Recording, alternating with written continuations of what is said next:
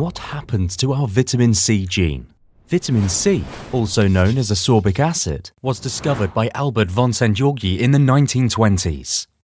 He learned that this type of small carbohydrate molecule was able to cure scurvy, a type of disease caused by malnutrition that is fatal if left untreated. Today, vitamin C has become a commonly used drug in society. Vitamin C is also an important dietary component for animals, but surprisingly, many other animals like most fish, some birds, primates, and even bats are unable to synthesize it on their own, whereas our common pets like cats and dogs can synthesize this vitamin. So what happened?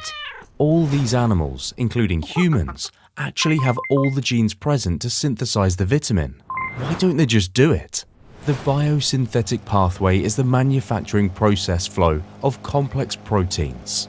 In each process, an enzyme is involved to catalyze the reaction that converts a substrate into a product. Every product of the previous reaction becomes the substrate of the next reaction or process. These processes run in successions to eventually create the final product. Albert Leninger, a famous biochemist, was beginning to understand that human cells are unable to process L-gallunolactone into ascorbic acid, which is the crucial final step of vitamin C biosynthesis. Later on, Nishikimi and his co-workers discovered that humans actually have the gene that codes for gallunolactone oxidase, GULO, which is the enzyme that catalyzes L-gallunolactone into vitamin C. But it has been inactive due to an accumulated number of mutations and has since been existed as a pseudogene. Pseudogenes are genomic DNA sequences similar to normal genes but are non-functional. So how can this type of inborn genetic flaw that prohibits us from something so crucial for survival be formed through the course of time? We're the living proof of the higher chance of survival and reproduction of the individuals that carry the seemingly harmful mutation in the gene. But how? Here, we will discuss 3 theories that can explain what consequences that may happen from the loss of this important gene.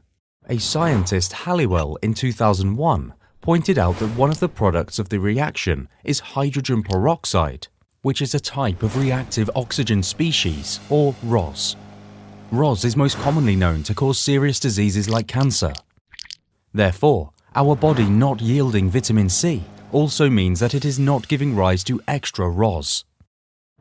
A study conducted by Knowles revealed the role of vitamin C in regulating the transcription factor hypoxia-inducible factor 1-alpha, HIF-1-alpha. HIF-1-alpha gets destabilized under the excess of vitamin C, leading to a proteasomal degradation. In the absence of vitamin C, HIF-1-alpha is stabilized, which will then serve as an activator of a variety of stress-related genes. Based on this knowledge, later researchers, Grano and DeTullio, suggested that no longer having the vitamin C biosynthesis has an advantage, and that is, we will be able to control the activation of HIF-1-alpha. We all know that pseudogenes play a role in epigenetic control of gene expressions. Can the pseudogene of vitamin C enzyme possibly be playing a silent yet vital role in our bodies? What do you think? To learn more about genetics and epigenetics, don't forget to subscribe to our YouTube channel.